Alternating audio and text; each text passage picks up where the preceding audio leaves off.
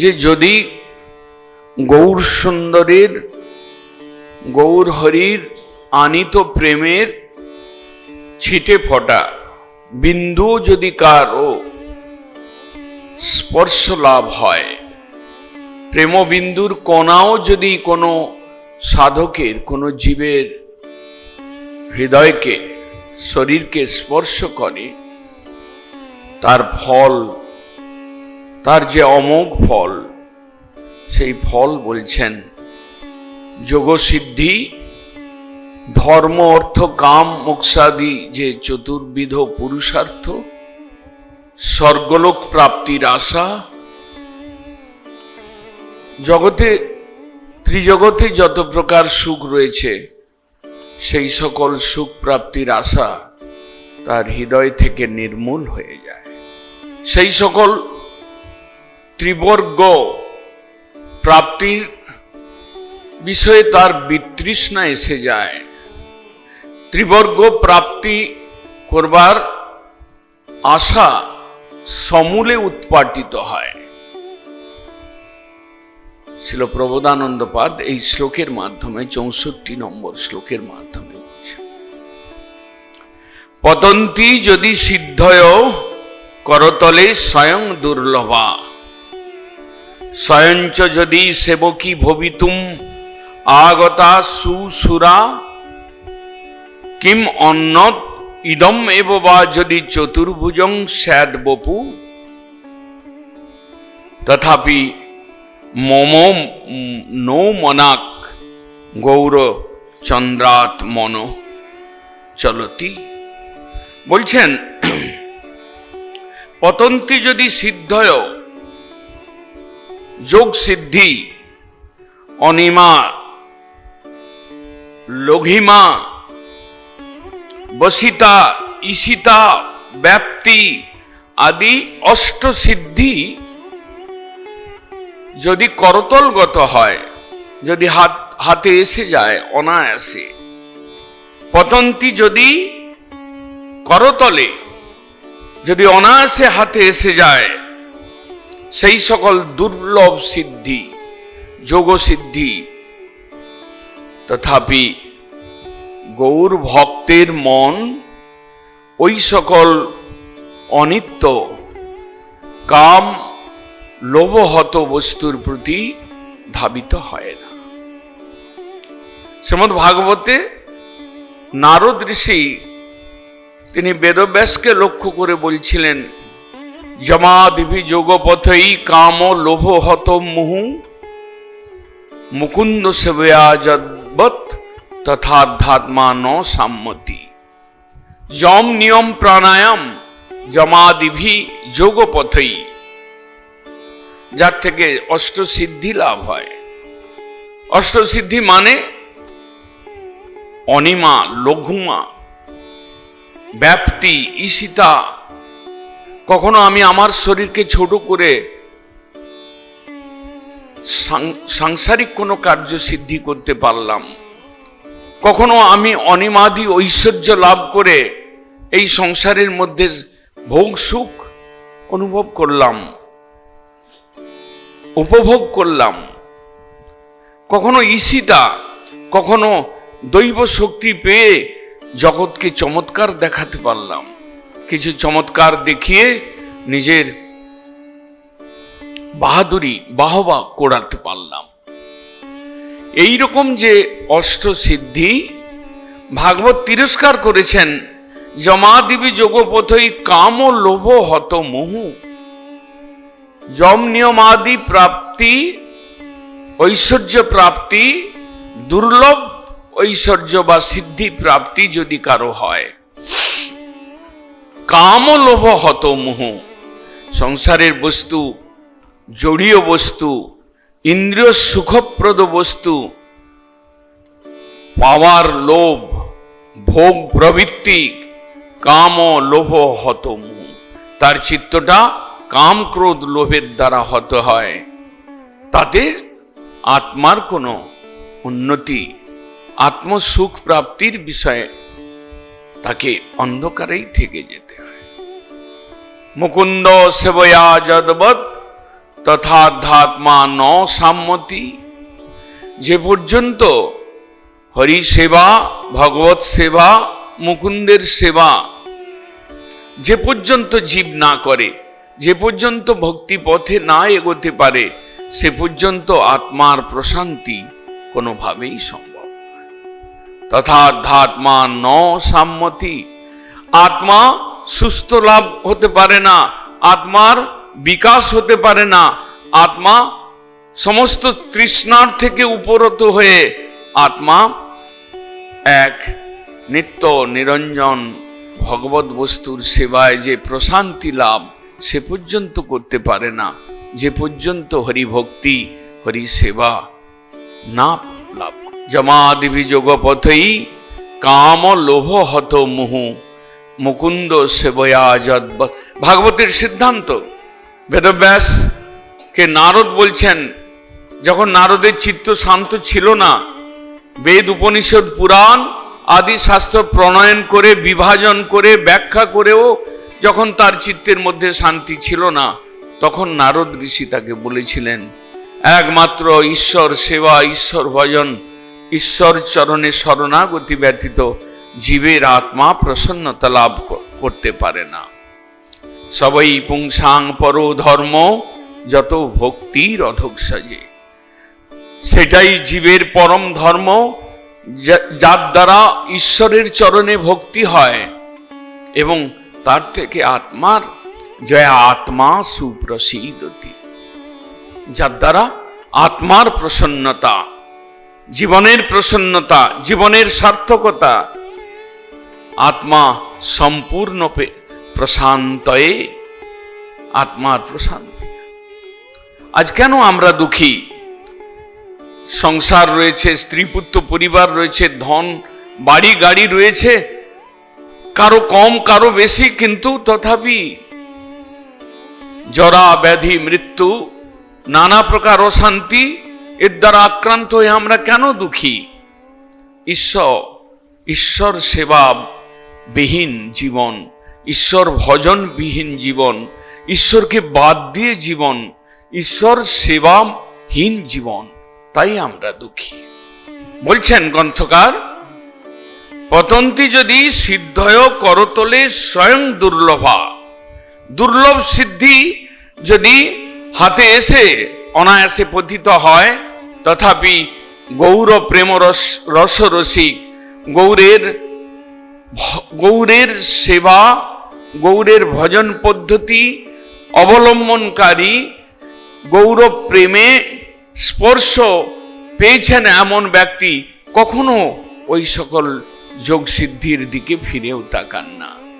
বিল্বমঙ্গল করুণামৃত গ্রন্থে বলছেন, ভক্তি স্তয়ী স্থিরতয়া ভগবান যদি স্যাক দৈবেন ন ফলতি দিব্য কিশোর মূর্তি। মুক্তি স্বয়ং মুকুলিতাঞ্জলি সেবতে অসমান ধর্ম অর্থ কাম গতয় সময় প্রতীক্ষা। ধর্ম অর্থ কাম, এই যে ত্রিবর্গ, যার জন্য আমরা পাগল, যার জন্য আমরা দৌড়চ্ছি, ওগুলো লাইন দিয়ে কৃষ্ণ ভক্তের পেছনে দাঁড়িয়ে থাকে। যদি কোনো সময় এদের হরি সেবার জন্য দরকার হয়, ধর্ম অর্থ বা কাম, ওরা লাইন দিয়ে অপেক্ষা করতে থাকে। যদি কৃষ্ণ ভক্তের সেবার জন্য দরকার হয়, কৃষ্ণ ভক্তের হরিতোষণ পর জীবনে তাদের যদি কোনো সময় দরকার পড়ে, ডাক আসে, তখন তারা গিয়ে সেবা করে নিজেদের জীবনকে ধন্য করবেন। এই জন্য তারা লাইন দিয়ে দাঁড়িয়ে থাকেন। মুক্তি দেবী স্বয়ং মুকুলিতাঞ্জলি, মুক্তি দেবী তিনি হাত জোড় করে কৃষ্ণ ভক্তের কাছে দাঁড়িয়ে থাকেন, যদি আপনার সেবায় দরকার হয় আপনি আমাকে বলবেন। মুক্তি সেবাকাঙ্ক্ষী হয়ে, কৃষ্ণ ভক্তের সেবাকাঙ্ক্ষী হয়ে অপেক্ষা করতে থাকেন। বিল্বমঙ্গল যিনি নিজের চক্ষুকে অন্ধ করে দিয়েছিলেন, তথাপি ভগবানকে স্তুতি প্রসঙ্গে বলেছিলেন যে আপনার প্রতি যদি আমার ভক্তি থাকে তাহলে আপনার দিব্য কিশোর মূর্তি আমি দেখতে পাবো। আমার চোখ নেই, আমার জড়চক্ষুটা নেই, আমার কাম উদ্দীপক চক্ষুটা নেই, আমি জড়জগতের এই সকল তুচ্ছ বস্তু দেখবার ভোগ করবার যে চক্ষু লাগে সেটা আমার কাছে নেই। কিন্তু যদি আমার ভেতরে ভক্তি থাকে, যদি আমার ভক্তি চক্ষু উন্মোচিত হয়, তাহলে নিশ্চয়ই তুমি আমার কাছে আসবে, দর্শন দেবে। দর্শন দিতে তুমি বাধ্য। ভক্তি স্তয়ী স্থিরতয়া ভগবান যদি স্যার, যদি আপনার প্রতি আমার স্থির ভক্তি থাকে, তাহলে নিশ্চয়ই আপনি আমার চক্ষের সম্মুখে উপস্থিত হবেন, আপনার সেই দিব্য কিশোর মূর্তি আমি দেখব। এইরকম ভক্তির যে স্বভাব, যে ভক্তি ভগবানকে ভক্তি এব এনং নয়তি, ভক্তি এব এনং দর্শয়তি, ভক্তি এব ভূয়সী, ভক্তির বশ্য পুরুষ। ভক্তি ভগবানকে নিচে নামিয়ে আনে, দর্শন করায়। ভক্তি সেই ভক্তের জীবনকে সার্থক করে তোলে। এই রকম যে ভক্তি, সেই ভক্তির স্পর্শ চৈতন্য দেবের যারা উপাসনা করেন, চৈতন্য দেবকে যারা ভালোবাসেন, চৈতন্য দেবের ধামকে, তার ভক্তকে যারা সেবা করেন, সঙ্গ করেন, সেই ভক্তি তাদের হৃদয়ের সর্বস্ব ধন হয়ে দাঁড়ায়। তখন তারা এই সকল যোগ সিদ্ধি, ভক্তি মুক্তি সিদ্ধি এবং এই সকল বাসনা তাদের হৃদয় থেকে, তাদের জীবন থেকে, তাদের জন্মান্তরের যে আত্মবৃত্তি থেকে সরে যায়, মুছে যায়, সেগুলোকে তারা তিরস্কার করেন। অন্যত্র বলেছেন ছিল রসিকানন্দ প্রভু, বলছেন দৃক্পাতেপি গত ব্যথান। যারা চৈতন্যের ভক্ত, যারা গৌড়ীয় মহাজন, তারা মুক্তি দেবী বাইচান্স যদি সামনে আসে, আদর করা তো দূরের কথা, তাকে সম্মান করা, তাকে গ্রহণ করা তো দূরের কথা, যদি চক্ষুটা বাইচান্স মুক্তির দিকে পড়ে যায়, ব্যথিত হয় হৃদয়। আজকে কি অন্যায় করলাম ভগবানের সেবা বিষয়ে, কি অপরাধ হলো যে মুক্তি দেবীকে দর্শন করতে হলো। দৃক্পাতে অভিগত ব্যথান, দুঃখ অনুভব করেন মুক্তির দিকে।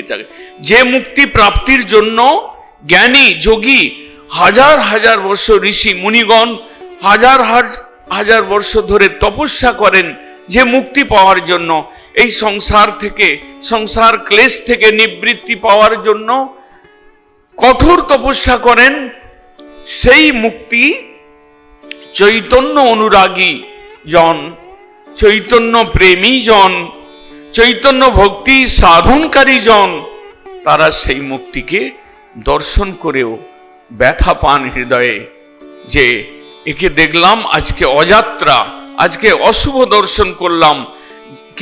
কেন? যে মুক্তি যাহা দেখি কৃষ্ণ ভক্তি হয় অন্তর্ধান। মুক্তি দেবীকে দেখলে কৃষ্ণ ভক্তি অন্তর্হিত হয়ে যাবেন, তাই তারা দৃক্পাতে অভিগত ব্যথা। প্রবোধানন্দ সরস্বতীপাদ তিনি বলছেন, চৈতন্য কৃপা প্রাপ্ত জন, চৈতন্যের প্রেমের ছিটে ফোটা প্রাপ্ত জন, তাদের এইরূপ তাদের অধিকার, এইরূপ তাদের চিত্তবৃত্তি, এইরূপ তাদের স্ট্যাটাস। তারা ধর্ম অর্থ কাম মোক্ষ কোনো বস্তুকে চান না। তারা পশু পক্ষী হয়ে থাকি স্বর্গে বা নিরয়ে, তোয়া ভক্তি রহু ভক্তি বিনোদয়। নাহি মাগি স্বর্গ আর মোক্ষ নাহি মাগি, না করি প্রার্থনা কোনো বিভূতির লাগি। সহজ কথা ভক্তিবিনোদ ঠাকুর বলছেন। যদি আপনি গৌরের প্রেম স্পর্শ চান, যদি গৌরের ভক্তি করতে চান, যদি গৌরের জন্মোৎসব করতে চান, যদি গৌরের ধামে স্পর্শ পেয়ে ভক্তির আনন্দ পেতে চান, তাদের জন্য এই সকল উপদেশ, তাদের জন্য এই সকল সিদ্ধান্ত। পশু পক্ষী হয়ে থাকি স্বর্গে বা নিরয়ে, আমার স্বর্গ প্রয়োজন নেই যেখানে ভোগের আড্ডাখানা। নরক বাঞ্ছয়ে তবু স্বর্গ সুখ নাহি মাগে। এই রকম চৈতন্যের ভক্ত। কোন জায়গায় কোন শাস্ত্রেতে এতখানি বড় কথা লিখিত নেই, এইরকম সিদ্ধান্ত প্রকাশিত হয় নাই। কেবলমাত্র চৈতন্যের সম্প্রদায়, চৈতন্যের সিদ্ধান্তে, চৈতন্যের ভক্তগণের জীবনে এটা দেখা যায় যে স্বর্গ মাগে না, নরকে যেতে প্রস্তুত হয়। দেহ সুখ, স্বর্গ সুখ এসব চায় না। তার থেকে দেহ যদি কষ্ট পায় পাক, কিন্তু প্রভু তোমার চরণে স্মৃতি, তোমার চরণে ভক্তি, তোমার সেবা, তোমার ভজন স্পৃহা যেন আমার নষ্ট না হয়। এই রকম পরবর্তী লাইনে বলছেন, স্বয়ঞ্চ যদি সেবকী ভবিতুম আগতা সুরাং। দেবতাগণ যদি কোন চৈতন্যের ভক্তগণের কাছে এসে উপস্থিত হন, দাস হয়ে, সেবক হয়ে, ভৃত্য হয়ে, ইন্দ্র যদি এসে বলেন যে আমি তোমার চরণের দাস হয়ে এলাম, তুমি আমার সেবা গ্রহণ করো, গৌরের ভক্তগণ তাতেও আকৃষ্ট হন না, লোভিত হন না। মহাপ্রভুর ভক্ত ছিলেন হরিদাস ঠাকুর। মায়া দাসী প্রেম মাগে ইথে কি বিস্ময়। স্বয়ং মায়া দেবী পরীক্ষা করতে এসেছিলেন হরিদাসকে। এই 3 লক্ষ হরিনাম জপ করছে, কি এমন রস পেয়েছে? এ তো পূর্ণ যৌবন বয়স এর হরিদাস, এ এখন 3 লক্ষ হরিনাম করবার রস পেয়েছে। আচ্ছা তোমাকে আমি দেখাচ্ছি, দাঁড়াও হরিদাস। 3 দিন এলেন, নানা রূপ অঙ্গ ভঙ্গি করে নৃত্য করলেন, মিষ্টি মিষ্টি কথার দ্বারা মন ভুলাতে চেষ্টা করলেন, কথা বলার চেষ্টা করলেন, সেবিকা হয়ে বসে সেবা করবার ইচ্ছা প্রকাশ করলেন। 1 দিন নয়, 1 ঘন্টা নয়, 3 রাত্রি তিনি চেষ্টা করলেন হরিদাসের মনকে একটু টলানো যায় কিনা, একটু নরম করা যায় কিনা, একটু নিজের দিকে আকৃষ্ট করা যায় কিনা। দেখা গেল শূন্য হাতে মায়াদেবীকে ফিরে যেতে হচ্ছে। 2 রাত্রি গেলেন এলেন, কিন্তু বিন্দুমাত্র তার মনটা টলল না। এমন হরিনামের রস। চৈতন্যদেবের কৃপায় তিনি নামাচার্য, চৈতন্যদেবের কৃপায় তিনি নাম রসরসিক, কৃষ্ণ নাম রসরসিক।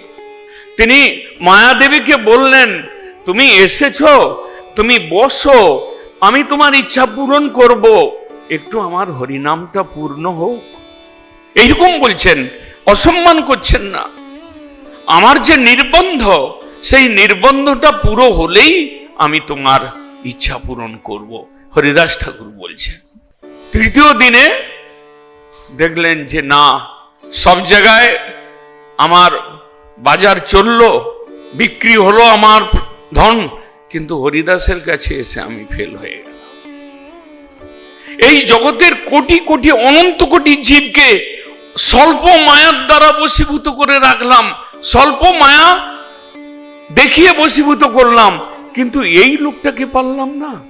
3 রাত্রিতে এলাম, গভীর রাত্রিতে এসে বসে রইলাম, একলা ও এবং আমি। এমন কি হরিনামের রস যে একে একটু টলাতে পারলাম না। যে মায়ার দ্বারা ব্রহ্মা মোহিত হয়েছিলেন, দৌড়চ্ছিলেন, যে মায়ার দ্বারা স্বয়ং শিব ঠাকুরও যে মোহিনী রূপে পাগল হয়ে গিয়েছিলেন, সেই মায়া হরিদাস ঠাকুরের কাছে এলেন। শেষ পর্যন্ত বললেন যে আপনার কৃষ্ণ নাম, আপনার কৃষ্ণ নামে রুচি, আপনার কৃষ্ণ নাম সেবা, আপনার কৃষ্ণ নাম উচ্চারণ শুনতে শুনতে আমার হৃদয়টা বিগলিত হয়েছে, আপনার কাছে আমি হরিনাম ভিক্ষা করি। আমরা ধামে এসেছি, ধাম সেবা করতে করতে আমাদের হৃদয় একটু যদি এরকম বিগলিত না হয়, ভক্তি বশ না হয়, ভক্তি প্লুত না হয়, ভক্তির স্পর্শ না পায়, তাহলে আমাদের ধামে আসা ব্যর্থ হয়ে যায়, ধামে বাস করা ব্যর্থ হয়ে যায়, ধাম প্রভুর উৎসব করার উদ্যোগ আমাদের ব্যর্থ হয়ে যায়। বলছেন স্বয়ঞ্চ যদি সেবকী ভবিতুম আগতা, দেব বৃহস্পতি, ইন্দ্র, শিবাদি দেবতাগণ তারা যদি বলেন যে আমি সেবক হয়ে তোমার কি সেবা করব, বলো আমরা এসেছি, কিন্তু গৌরের ভক্ত, গৌর পন্থা অবলম্বনকারী কৃষ্ণ ভক্ত কখনোই তাদের চিত্ত নরম হয় না, কখনোই তারা দ্রবীভূত হন না। ওই সকল বাহ্যিক দেবলোকের ঐশ্বর্য, যোগ সাধনার ঐশ্বর্য, এর দ্বারা তাদের চিত্ত কখনো আকৃষ্ট হয় না। হরিদাস ঠাকুরের সম্বন্ধে বলছেন কবিরাজ গোস্বামী, হরিদাস স্পর্শ বাঞ্ছা করে দেবগণ, গঙ্গাও বাঞ্ছেন হরিদাসের মজ্জন। হরিদাসের স্পর্শ পাওয়ার জন্য দেবতাগণ বাঞ্ছা করেছিলেন এমন চৈতন্য অবতার, সে ফুলিয়াতে হোক আর সেই বেনাপোলের গোফাতে হোক, বিষধর সর্প সেও পর্যন্ত হরিদাসের কথায় রাত্রিকালে বেরিয়ে গেলেন, চলে গেলেন, অন্যত্র স্থানান্তরিত হলেন। একটা বিষধর সর্প সেও পর্যন্ত হরিদাসের কথা মেনে তিনি ওখান থেকে গুফা থেকে চলে গেলেন। এই রকম হচ্ছে কৃষ্ণ ভক্ত। যখন যখন চিত্রকেতু রাজাকে দেবী অভিশাপ দিয়েছিলেন, কৈলাস পর্বতে শিব দেবীকে কোলে নিয়ে, স্ত্রীকে কোলে নিয়ে, উমাকে কোলে নিয়ে বসেছিলেন সভার মধ্যে, তখন চিত্রকেতু রাজা হেসেছিলেন। তখন দেবী অভিশাপ দিয়েছিলেন যে তুমি শ্রীভষ্ট হয়ে যাও, তুমি অসুরজনী প্রাপ্ত হও। তখন তিনি দেবীর কাছে হাত জোড়ো করে প্রণাম করে খুশি বদনে হাস্য সহকারে ওখান থেকে তথাস্তু বলে বিদায় নিয়েছিলেন। সেই প্রসঙ্গে ভাগবত বলছেন, নারায়ণ পরা সর্বা ন কুতশ্চ ন বিভ্যতি, স্বর্গ অপবর্গ নরকেশু অপি তুল্যার্থদর্শিন। দেবী তুমি ভাবলে কি, ও তো কৃষ্ণের ভক্ত চিত্রকেতু, ও জানে স্বর্গ, মুক্তি অথবা নরক তিনটাই একই লাইন, ও আমার তাকাবার কোনো দরকার নেই। স্বর্গ অপবর্গ নরকেশু অপি তুল্যার্থদর্শিন, একই সমান এরা, আমার কোনো দরকার নেই। কৃষ্ণ ভজন করব, কৃষ্ণের নাম জপ করব, কৃষ্ণের চরণে শরণাগত হব, কৃষ্ণের নাম নিয়ে ক্রন্দন করব, এতেই যতটুকু হয় আত্মার শুদ্ধি হয়, ততটুকুই আমার লাভ। না স্বর্গ না মোক্ষ, আমার কোনোটাতেই প্রয়োজন নেই। এইরকম প্রার্থনা কৃষ্ণ ভক্তের, যারা মহাপ্রভুর পন্থা অবলম্বন করে শুদ্ধ কৃষ্ণ ভজন করেন, তাদের এই স্ট্যাটাস। তাই বলছেন হরিদাস স্পর্শ বাঞ্ছে দেবগণ, হরিদাসের স্পর্শ পাওয়ার জন্য তারা কামনা করেন। এমন চৈতন্য ভক্ত ছিলেন। চৈতন্য ভক্তের মহিমা, কৃষ্ণ ভক্তের মহিমা বুঝেছিলেন আরেকজন ঋষি। দেবতাগণ তো বুঝেই ছিলেন, দুর্বাসা ঋষি বুঝেছিলেন, ভাগবতে বর্ণনে পাওয়া যায়। তিনি লাস্টে যখন অম্বরীশের চরণে ক্ষমা ভিক্ষা করতেই হলো, যখন সব ঘুরে ঘুরে ফিরে এলেন, বাঁচবার আর কোনো রাস্তা নেই, অম্বরীশের কাছে ক্ষমা চাইতে হবে, চরণে পড়লেন, তখন অম্বরীশ মহারাজের দীনতা দেখে উঠে বললেন, অহো হরিদাসানাং মহিম্ন অদ্য দৃষ্টমে। কৃষ্ণ ভক্তের হরিদাসের মহিমা আজকে আমি দেখতে পেলাম। অম্বরীশ, তোমার দীনতা, তোমার ধৈর্য, তোমার ঋষি মুনিদের প্রতি তোমার শ্রদ্ধা, তোমার ভক্তি আজকে আমি দেখতে পেলাম, বুঝতে পেলাম। ধন্য তুমি বলে গেল। যারা হরির দাস হন, যারা হরি ভক্তি করেন, তাদের এইরকম চিত্ত, এইরকম নম্র ধৈর্য, এইরকম 1 বৎসর কাল না খেয়ে অম্বরীশ মহারাজ অপেক্ষা করেছিলেন সেই দুর্বাসা ঋষি, আমার অতিথি সে আসুক, তার সঙ্গে একসঙ্গে বসে খাবো। 1 বৎসর কাল, সম্বৎসর কাল তিনি ধৈর্য ধারণ করেছিলেন। এই হচ্ছে কৃষ্ণ ভক্ত, এই হচ্ছে হরিদাস, এই হচ্ছে মহাপ্রভুর প্রবর্তিত পথে শুদ্ধ কৃষ্ণ ভজনকারী মহিমা। তাই বলছেন এখানে ছিল প্রবোধানন্দ পাদ বলছেন, যদি কৃষ্ণ ভক্তের কাছে কোনো দেবতা দাস হয়ে এসে সেবা প্রার্থনা করে, তথাপি তারা লোভিত হন না। সেই দেবতার কৃপা পাওয়ার জন্য তাদের মন বিন্দু মাত্র বিচলিত হয় না। তারপরে বলছেন, যিনি স্বর্গলোকের বহু উপরে থাকেন, যার চার চারটা মাথা, দেবতাগণের কি কথা। ব্রহ্মা স্বয়ং যখন কৃষ্ণ লীলায় গোবৎস হরণ করে ঠকে গিয়েছিলেন, তখন নিজের অপরাধ ক্ষমা প্রার্থনা করে কৃষ্ণের কাছে বাচ্চা ছেলে, সেই 7 বছরের শিশু কৃষ্ণ তার কাছে ক্ষমা চেয়ে বলেছিলেন, তদ ভরি ভাগ্যম ইহ জন্ম কিমপি অটব্যাম যদ গোকুলে পিকতম অঙ্গি রজ বিশুকম।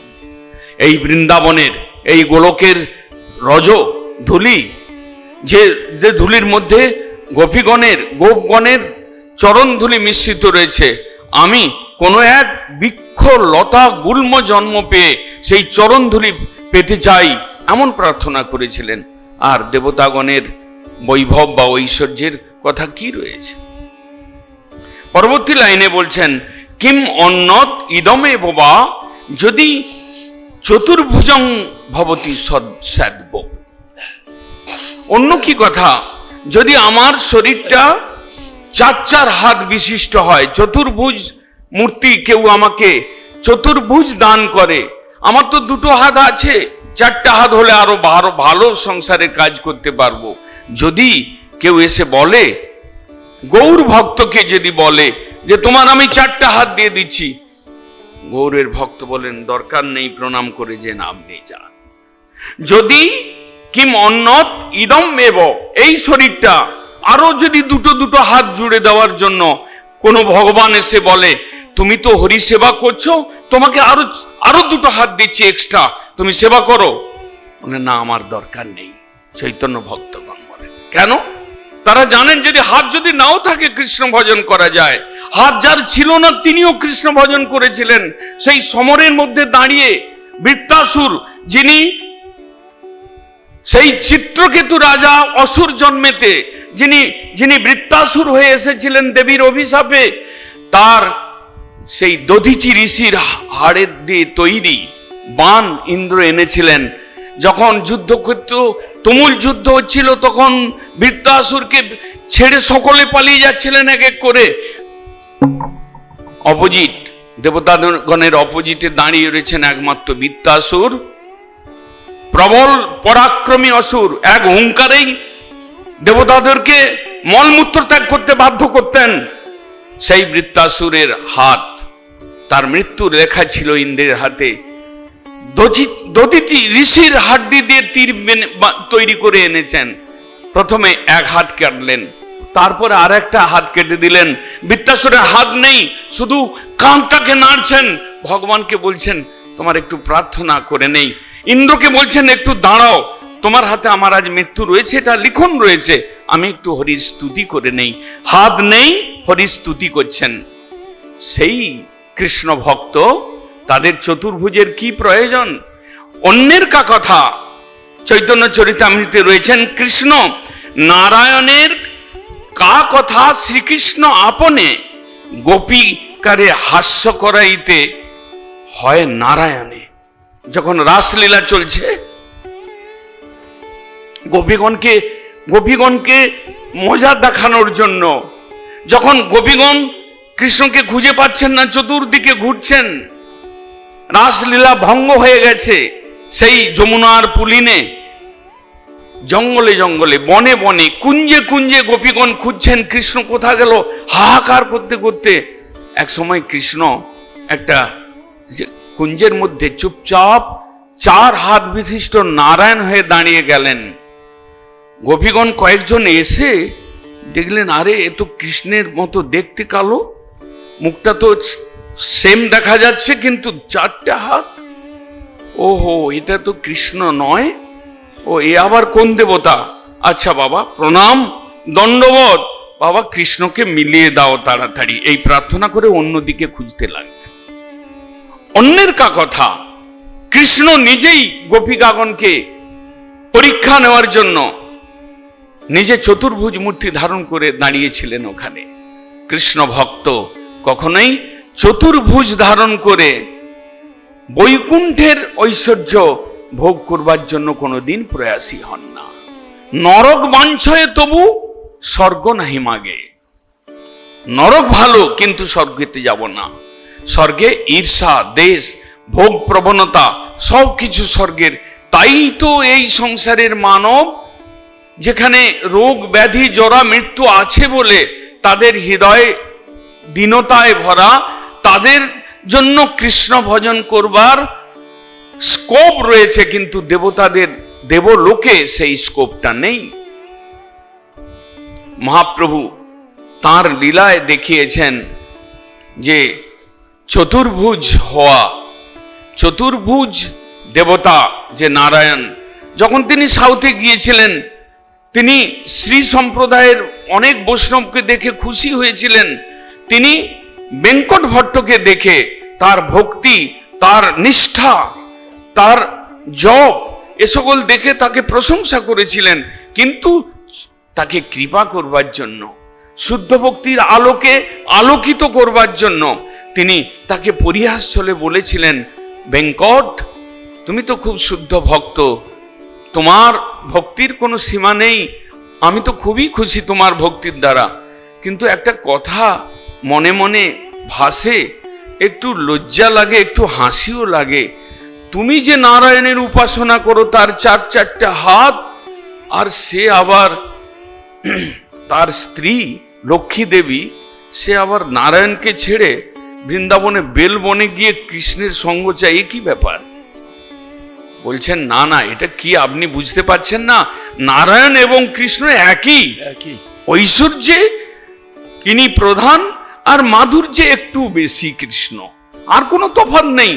তত্ত্ব তো অভেদ অপি, নারায়ণ আর কৃষ্ণের কি ভেদ? কিন্তু মহাপ্রভু বললেন, তাহলে তোমার এই লক্ষ্মী কেন বৃন্দাবনে নারায়ণকে ছেড়ে বৃন্দাবনে গিয়ে বেলবনে ওখানে তপস্যা করে কেন? নিশ্চয়ই কৃষ্ণের মহিমা অনেক বেশি, অধিক রয়েছে। হাস্য পরিহাস্যলে সেই বেঙ্কট ভট্টকে জানিয়েছিলেন, যদি কোনো ভগবানের হাত চারটা হয়, তাহলে আমাদের শুদ্ধ ভক্তি করবার পথ, কৃষ্ণ ভজনের পথে সেখানে অসুবিধা রয়েছে। বৈভব দরকার নেই, ঐশ্বর্য দরকার নেই। দ্বিভুজ মুরলীধর কৃষ্ণই হচ্ছেন গৌড়ীয়দের উপাস্য। সহজ স্বাভাবিক মূর্তি বৃন্দাবনের সেই দ্বিভুজ মুরলীধর কৃষ্ণ, তিনি হচ্ছেন আমাদের উপাস্য। তিনি বৈকুণ্ঠাধীশ নন, কিন্তু তিনি গোয়ালার ঘরের ছেলে। ঐশ্বর্যের প্রয়োজন নেই। যদি ভজন করতেই হয়, তাহলে সেই দ্বিভুজ মুরলীধর বংশীধারী কদম্ব তলে বসে বংশী ভাজন, কদম্ব বৃক্ষের উপরে বসে বংশী ভাজন করেন। গো বৎসগণকে চারণ করতে যান, লাঠি হাতে নিয়ে কোমরে গামছা বেঁধে, মাথায় গামছা বেঁধে সখাদের সঙ্গে এঁঠো খাওয়ান। কোনো সময় সখাদেরকে নিজের কাঁধে চড়ান। ওই রকম ঐশ্বর্য শিথিল প্রেমে নহে মোর প্রীত।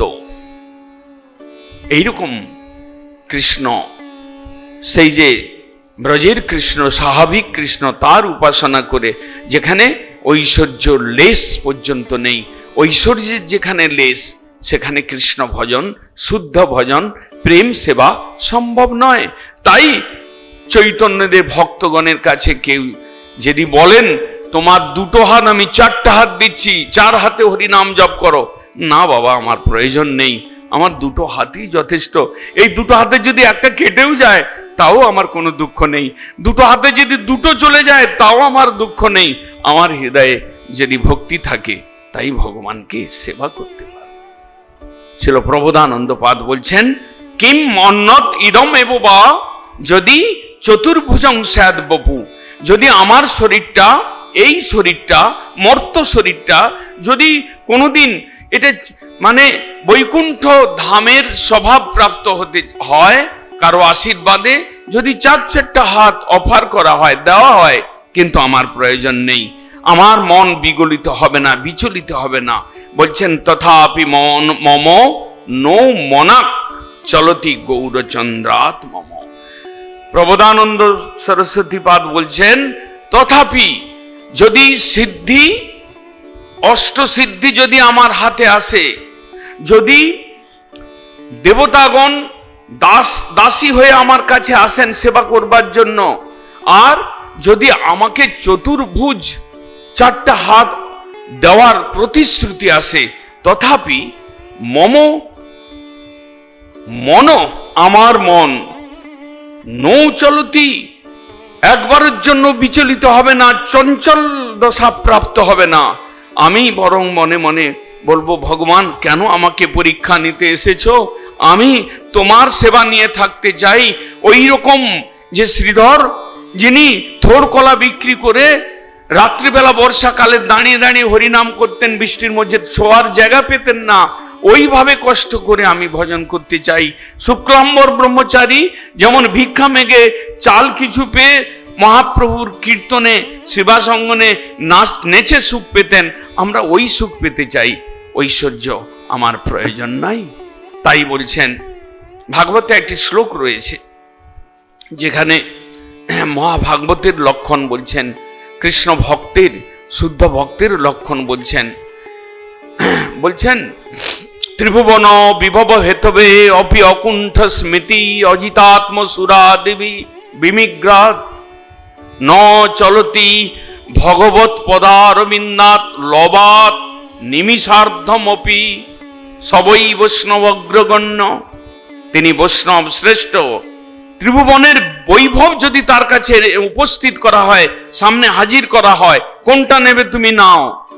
ত্রিভুবন বিভব হেতবে অপি অকুণ্ঠ, তার মনের মধ্যে কোন রকম স্পৃহা জাগে না।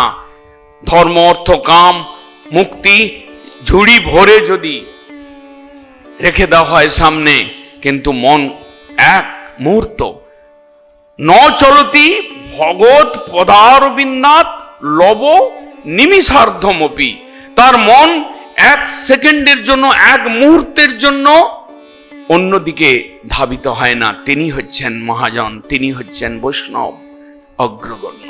ভাগবতে এইরূপ ন চলতি। এখানে প্রবোধানন্দ পাদ বলছেন, আমার মন গৌরচন্দ্রের চরণ থেকে অন্যদিকে 1 মুহূর্তের জন্য যাবে না।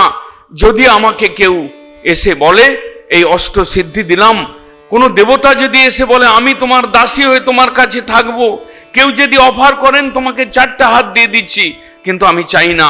সেই নবদ্বীপে শচীগৃহে তপ্ত কাঞ্চন গৌরাঙ্গ বর্ণ ধারণ করে তিনি সেই শুদ্ধ ভক্তির ভাব, প্রেমের ভাব নিয়ে অবতীর্ণ হয়ে জগৎকে যে ভাসিয়েছিলেন প্রেম বন্যায়, তার চরণাবৃন্দ ধ্যান ছাড়া আমার মন বিন্দুমাত্র এদিক ওদিক হবে না। ন চলতি মম মন, আমার মন ওই দিকে আকৃষ্ট হবে না, না হোক আমি এটা চাই। প্রবোধানন্দ সরস্বতীপাদ এইভাবে উপাস্য নিষ্ঠার কথা বলেছেন। চৈতন্য দেবের চরণে যারা ভক্তি করবেন তাদের এইরকম নিষ্ঠা থাকা উচিত। বাঞ্ছা কল্পতরুভ্যস্য কৃপা সিন্ধুভ্যৈব চ পতিতানাং পাবনে ভো বৈষ্ণবে ভো।